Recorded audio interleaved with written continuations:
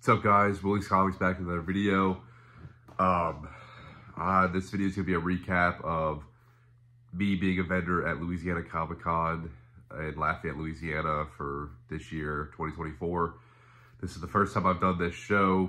I've been to it before, but this is the first time I've done this show. This is the first time I've been a vendor, a comic book vendor, since being out of the military, and it is the first show since June of last year. So I just wanted to talk about how it went, what I thought was really good, and what I think I could do better. But I was very pleased with how everything went. I'm not going to get into like how much I made and all that, but I did better than I was hoping, or at least wanted to do, at least. So I was pleased with that. But yeah, so the show itself, this is Louisiana Comic-Con 2024, Lafayette, Louisiana, hosted by Humble Enterprises. They do, I think, 5 or 6 other shows in the Southeast area. I think they said maybe Mississippi, Alabama, stuff like that in those areas. And it's not all Comic-Con. This one's called Comic-Con. I think they do an anime con and some other stuff like that. But they put on a really good show. What I really liked about it was basically everybody had a quarter booth. So I paid for a 10 by 10 space, and every single person in the show, maybe except for the artists and whatnot, but the actual vendors themselves had quarter spots. So I really liked that. And at first I wasn't sure if that was gonna be the case. So maybe like 2 weeks out, I realized I was gonna have basically the way I wanted to do the setup. I was gonna have almost a second table where I wasn't sure if I was gonna be able to have 2 tables in my booth, which I'll show pictures of all this. You'll see, I'm gonna edit some videos and whatnot. I don't know how I'll edit this video, but I'm sure I'll just throw up some of this stuff and pictures of the setup and a few videos.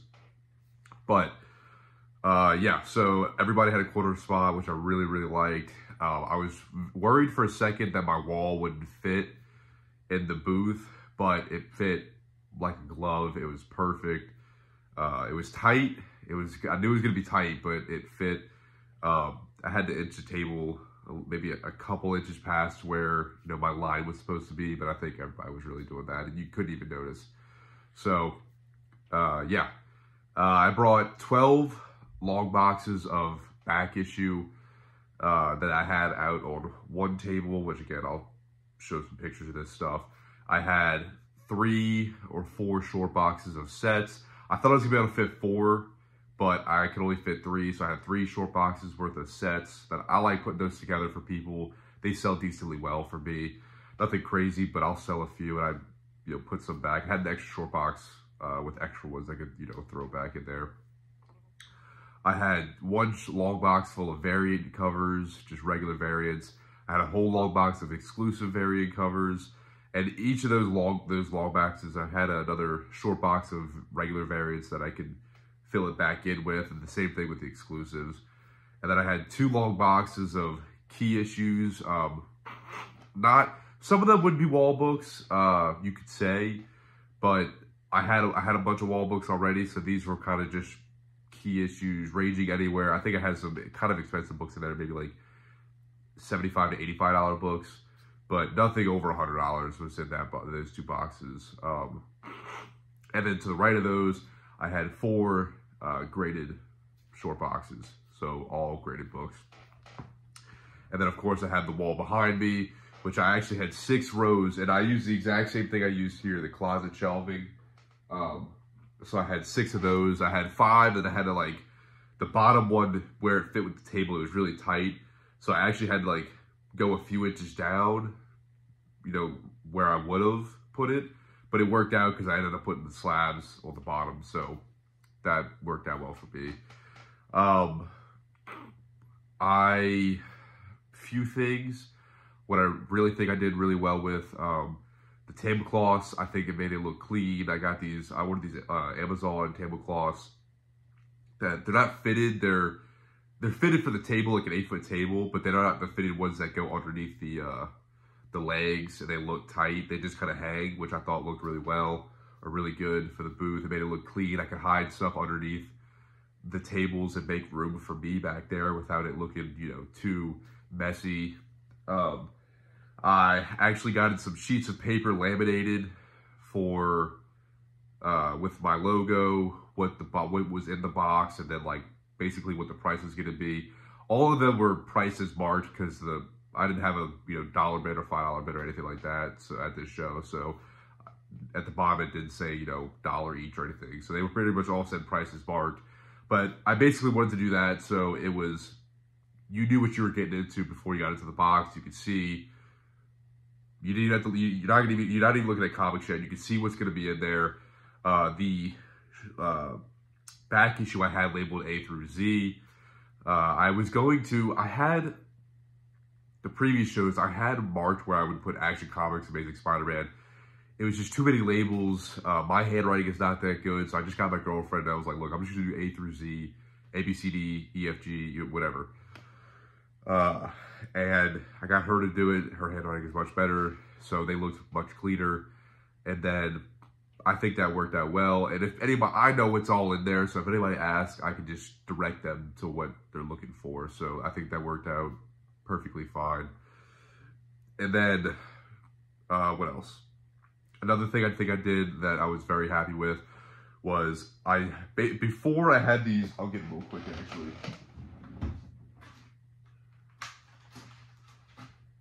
When I originally priced all my comics, I had these label markers where they're little squares, which works.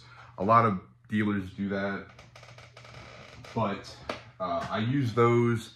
But again, it was my handwriting, and it looked fine, but I wanted everything to look a bit more professional, so I ended up getting a price gun, which I'll show you real quick. I should have had this out, but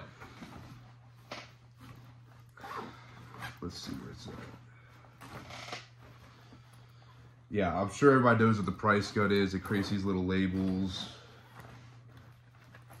and they just come out perfect in my opinion. So it's really easy to use. Like I have, I don't know if you can tell, $5 right there. You just squeeze, it prints out a label. I usually just put it on the book, but that's what it looks like. Oop, right there. So I thought that looked way cleaner, and I did that for every single book. And I was very happy with how that, looked and turned out. I think it looked more professional. It just gave the vibe of like, these were sorted, these have been professionally, priced, they're accurate. I don't know, it just seemed better. That's why I liked it. And then on top of that, I also, what else did I do? I got some business cards made. I handed out a few, not a lot, but those were last minute actually. I wasn't planning on doing that, but I had a couple people suggest that I should. So I got like 50 of them for, I think, $13 or something like that. So it worked out. My girlfriend actually got this sign made for me at Walgreens. This is a 20 by 30 it was like maybe $40 after tax. And the sign came out great. It looks really good. It looked great in the booth. And I was very thankful. She wanted to do that for me. Again, one of those things I didn't really think about, but I think it was a nice touch to it. It made it look good. Again, you'll see most of the stuff in the pictures. What else? Price gun. That. I'm trying to think. What else? Another thing that I'm very glad I kind of waited to the last minute. I'm very thankful. Is easier than I waited longer than I should have, but I'm thankful that it was easier. It was easier to get and use than it could have been. But I got the Square reader, this little thing. You can buy this at Best Buy or Walmart for like $10. And all you have to do is just make an account. You link your bank account, and you can accept credit, debit and credit, or basically card payments across the board. I didn't have an issue with that at all. That worked like a charm. Almost half of my sales were credit. And their fee is nothing crazy. It's actually really good. It's 2.6% plus 10% per transaction. So every time you swipe it, they take 2.6% of the sale plus 10 cents, which is very fair. To be able to accept card, like you're going to be paying, like if you go online and sell stuff, you're paying 15% on everything. So that's fair. Now, you can instantly transfer the money, which that's where they take a huge cut. They'll take like 10%, it seems like.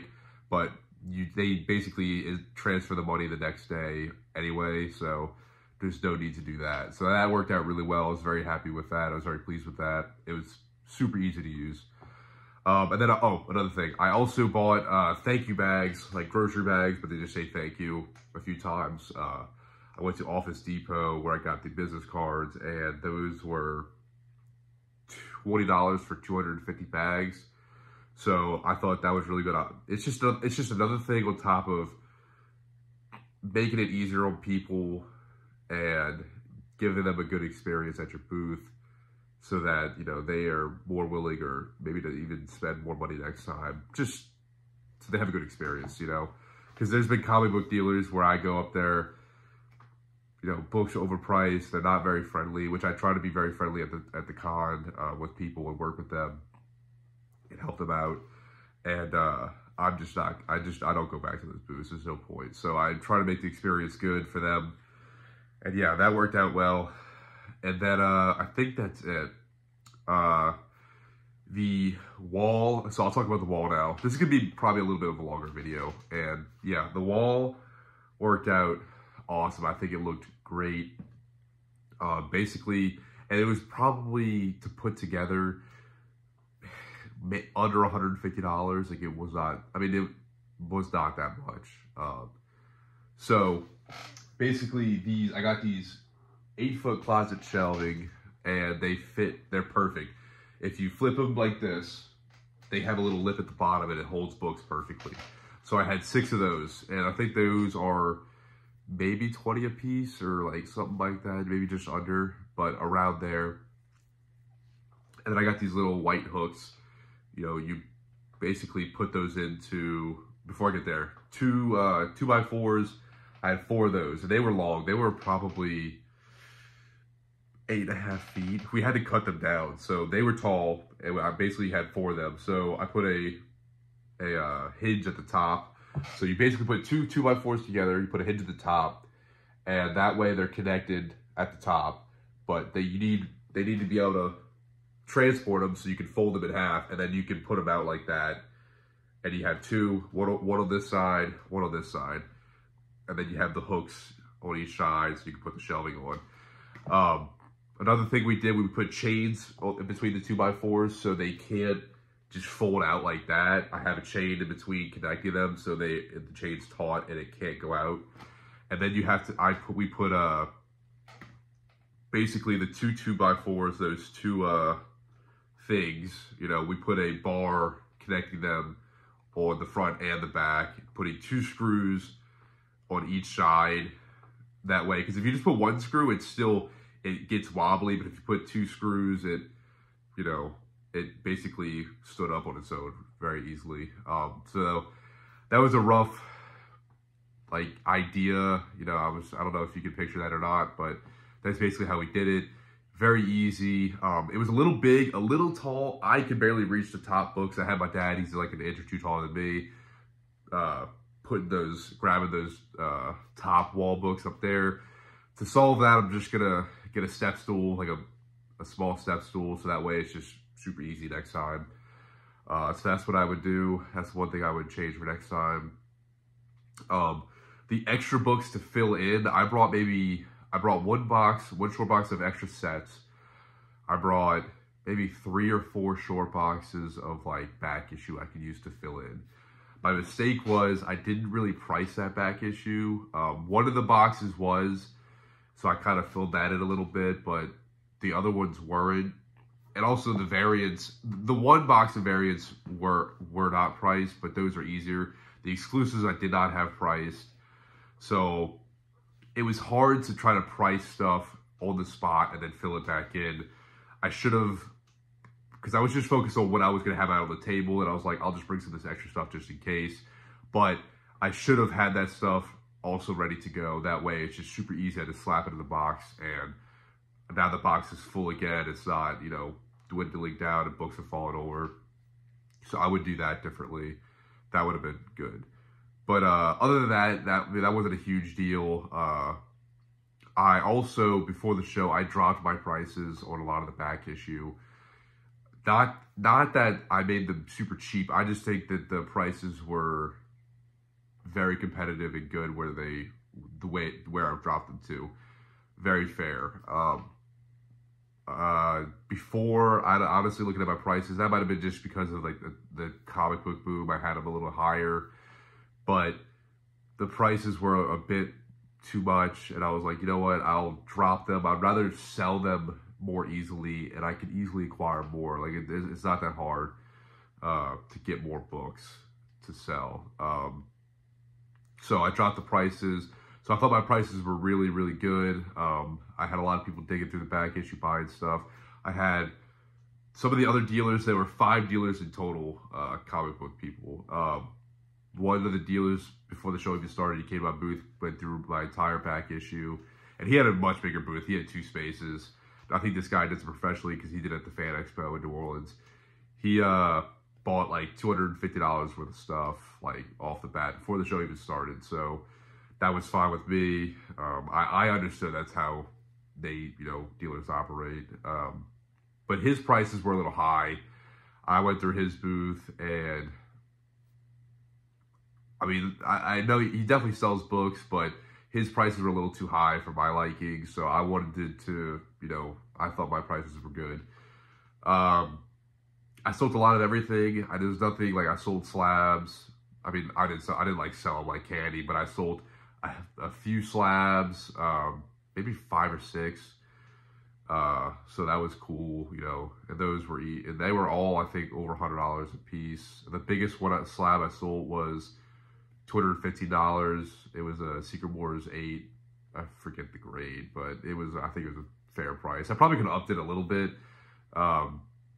because I didn't realize that John Beatty was going to be at the show. So both my raw Secret Wars 8 and my graded Secret Wars 8 both sold like really quick. But that was fine. I was happy with that. They both paid what I was asking, so I can't complain.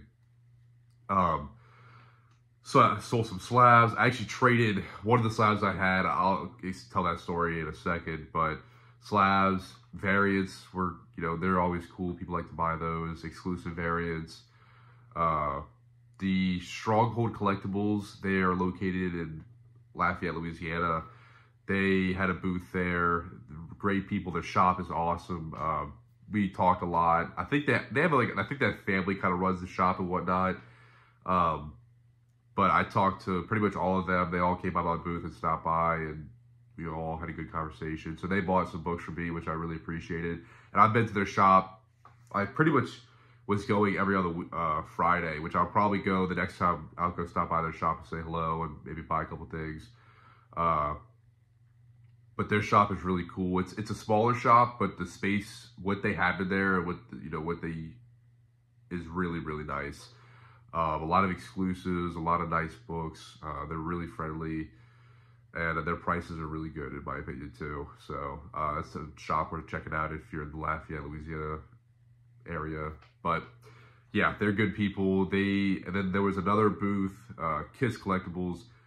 I used to know one of the guys. They're really cool. They kind of live near me, and yeah, we talked and had some good conversations with them. They bought a couple things off me. I bought stuff off them before. I didn't buy anything from them this time. I actually try not to buy a whole lot this show. I'll show y'all what I bought, but not a whole lot. I tried to pretty much just not get into all that this time.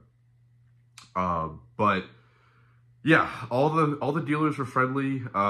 There was probably one guy that's Mario's Comics, cool guy, but he definitely is probably the one that travels and does the most shows. He was friendly. He bought some stuff off me. His prices are a little high, but he's got a lot of nice stuff. I think he's willing to wheel a deal though, so it's not like you have to pay that price. Dealers understand that. You can make offers.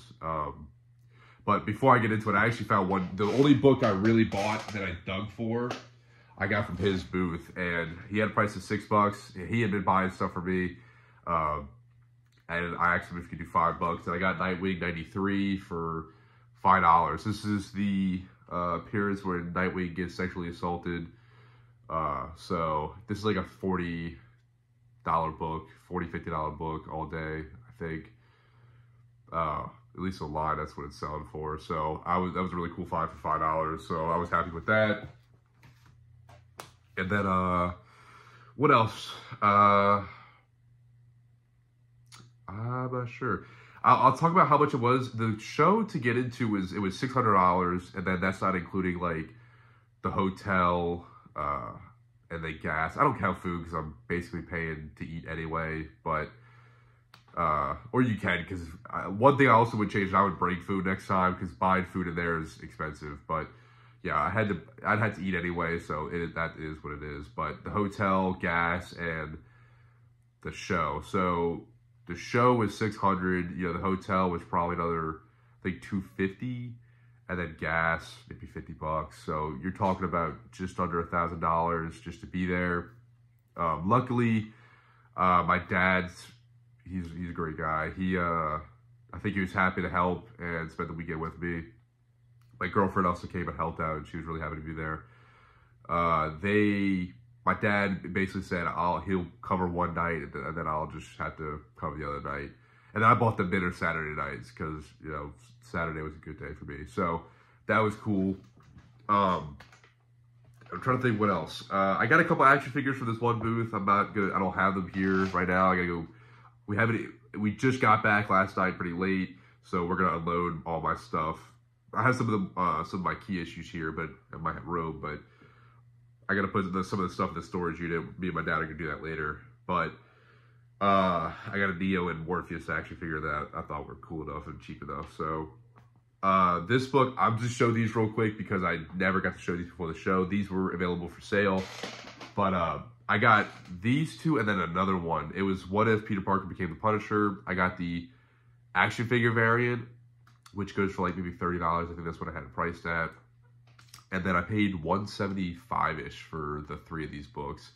And these two are like listed, and the sales are really high. So I thought that was a really good deal. This is What If Peter Parker Became the Punisher. This is like a store preview variant. There's a couple listings, and they're all, one's like $500+, the other one's like $300. I personally don't see the great, besides it being a hard to find book, the cover is not that appealing. Like, it's, you know, if you really want it. So, but it's still an expensive book. I think it's harder to find if you're looking for that. If you're like a completist, and this is definitely a book to have. And then this one I was really excited to get. This is What If Peter Parker Became the Punisher, the Joe Jusko variant, and this is limited to 600 copies. And that actually has some listings, and those are all over $300 as well. There was a CGC 9.8 that sold for $250, but I think that was listed, and it must have sold instantly, because I think that could have been listed for higher, because all the raw copies are being listed for that or more. So I think whoever was just selling it probably didn't realize that book, people were asking how much they were asking for that book. So they're just cool books. So I thought those were really cool to get. One thing I'll talk about is trading at the show. I had a number, what I want to say, I think I had three or four, maybe 5 people trying to trade with me. I am down to trade. I'm open to it. I prefer, obviously, just to sell books, and I get it. I've done it with dealers before, and usually you're not going to get the value out of the book that it's worth, because essentially you're paying for the books. I had one guy, he brought up some actually nice stuff. But he was looking at my New Mutants 98, right? I had a price of $550. I'd probably be happy to sell it for $500, maybe a little bit less, but probably about $500 is where I would stay at. So I had a price of $550, and he showed me some books. It was a Marvel Spotlight 3292, which I think is going for like $200 or like just over, but basically $200.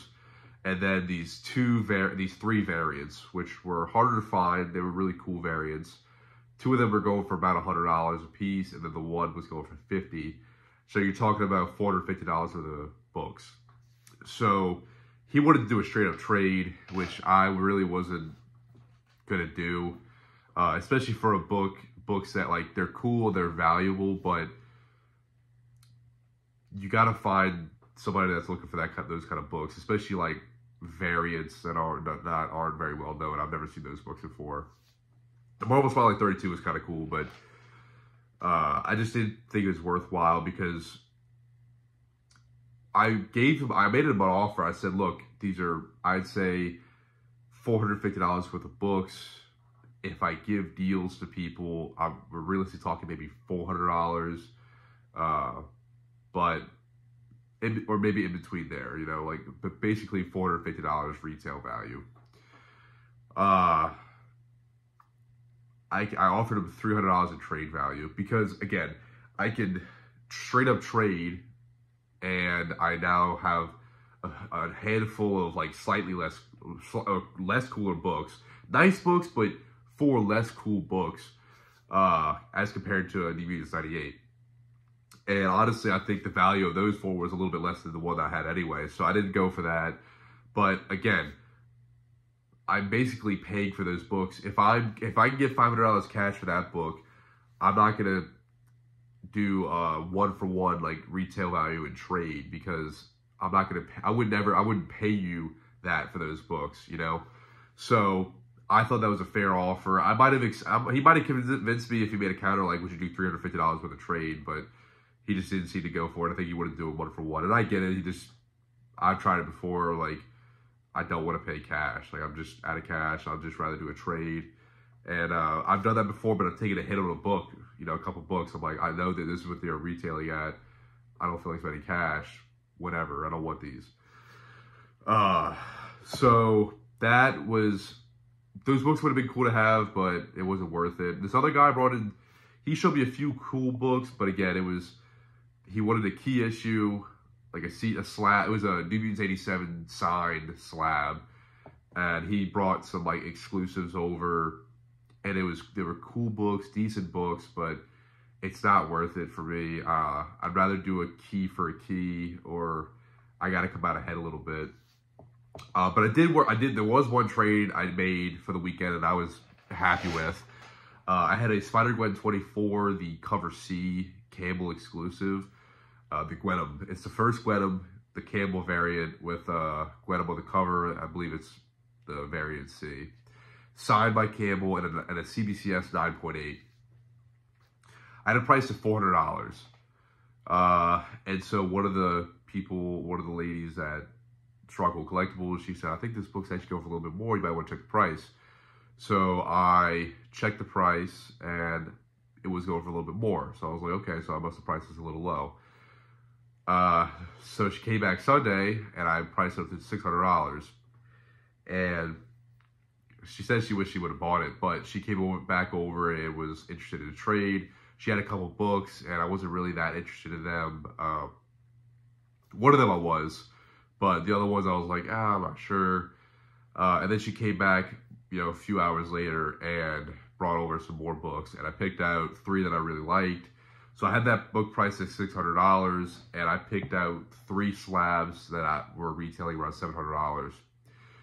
I was going to just say, let's do a 1-for-1, because I'm taking 3 lesser books for the one book, but they wanted to get a little bit more value out of it, which I understand. So we ended up working out that I gave them, I'll probably show some pictures of what they ended up getting, 2 ASM books. I think it was an ASM 135, like not a high grade, like maybe a lower mid grade copy, and then another ASM book, which I forgot which one. And I had those books priced at $45 a piece. And so yeah, and then these, I'll actually show the 3 books that I got. So those books I basically had at that point priced at retail $690, but at the beginning of the show, I had it priced at $490, and I'm pretty easy to deal with. I'd have been happy to accept $40 for each of those books, $5 off. That's fine. And then the $400. So we're talking about probably $480 worth of retail that I would have been happy with. And I got these books. They have them priced at $705 retail. If I take deals, I'm thinking maybe $650 or closer to $6. So I think it ended up working out for me, and I do appreciate her telling me that I had it underpriced, you know.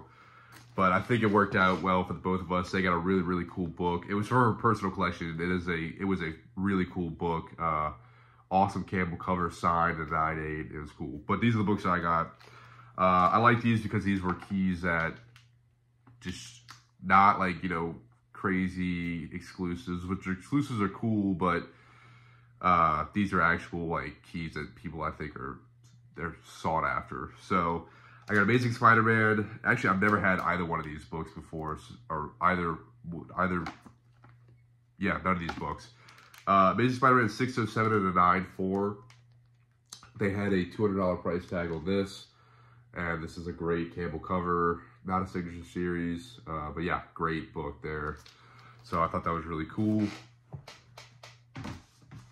And then I got Amazing Spider-Man 601, another great Campbell cover with Mary Jane, and this one was priced at $330. So yeah, that's a great book there. I think these books will always be hot. They're just amazing Campbell covers. And honestly, my favorite of the three, which is the cheapest of the three, but I really like this one. This is Thanos 15, the 4th printing variant cover with Silver Surfer, and this is in a 9/8. This book is awesome. Definitely my favorite of the three, but yeah, that's the trade. I'm happy with the trade. I think, you know, both parties got cool stuff, and it was basically equal value there. So yeah, I'm happy with that. If I haven't, I don't know how I'm gonna edit this video, but if I haven't put up pictures and all that, I'll add them all at the end. But I'm hoping to try to like go through and put some pictures up and some videos. I'll show the wall. I took a, you know, pan of the wall and all that good stuff. But yeah, I had a great weekend. Very successful. I think my booth looked really, really clean. Very simple, very easy to figure out. The wall popped. And yeah, thanks for watching, and until next time.